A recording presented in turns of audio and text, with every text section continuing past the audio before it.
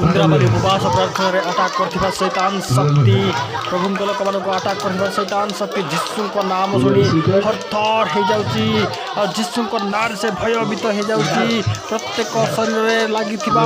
अशक्ति बाहर की जीवा चेष्टा करुच्छी